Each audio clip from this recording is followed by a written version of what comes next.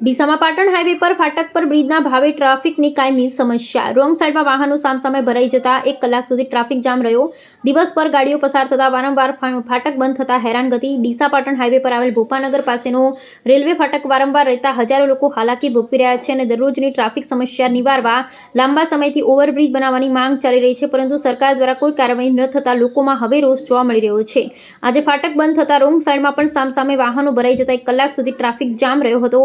Deesa Patan highway પર આવેલ ભોપાનગર પાસેના રેલવે ફાટક લોકો માટે માથાના દુખાવા સમાન બની ગયો છે। અહીં દિવસ પર હજારો વાહનો આ માર્ગ પરથી પસાર થાય છે અને વારંવાર ફાટક બંધ થઈ જતા બંને તરફ વાહનોની લાંબી કતાર લાગી જાય છે, જેમાં બંને તરફ રોંગ સાઈડે પણ ઉતાવળિયા વાહન ચાલકો ઘૂસી જાય છે। જ્યારે ફાટક ખુલતા જ વાહન ચાલકો સામસામે આવી જતા લોકોએ કલાકો સુધી ટ્રાફિકમાં અટવાઈ રહેવું પડે છે।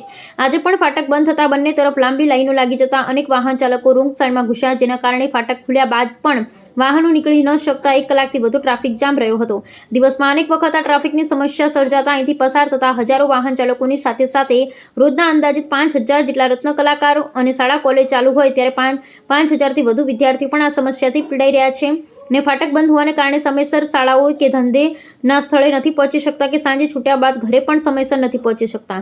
આ ફાટક પર લાંબા સમયથી રેલવે ઓવરબ્રિજ બનાવવાની માંગણી આ વિસ્તારના તમામ ગ્રામજનો કરી રહ્યા છે। અગાઉ સરકારે મંજૂરી આપી હોવાની વાતો પણ થઈ હતી, પરંતુ હજુ સુધી રેલવે ઓવરબ્રિજની કોઈ કાર્યવાહી ન થતા હજારો લોકો ઉનાળાની કાળઝાળ ગરમી હોય કે વરસાદમાં આ ટ્રાફિક સમસ્યાથી પીડાઈ રહ્યા છે। ઘણી વખત અકસ્માત કે મહિલાઓની ડિલિવરી માટે લઈ જતી ઇમરજન્સીમાં એમ્બ્યુલન્સ પણ ફાટક બંધ હોવાને કારણે ટ્રાફિક જામમાં ફસાઈ જાય છે અને સારવાર માટે જતા લોકોને વધારે તકલીફ ભોગવવી પડે છે, પરંતુ દિવસમાં અનેક વખત આ રેલવે ફાટક બંધ થયા બાદ જે ટ્રાફિક જામ થઈ જાય છે તેના કારણે રત્ન કલાકારો તેમના ધંધાના સ્થળે પહોંચી શકતા નથી અને સાંજે છૂટ્યા બાદ પણ ઘરે પણ સમયસર પહોંચી શકતા નથી, જેને કારણે તેમના ધંધા રોજગાર ઉપર માઠી અસર પડે છે। ત્યારે ડીસાના ચૂંટાયેલા ધારાસભ્ય, સાંસદ સભ્ય અને સરકારી અધિકારીઓ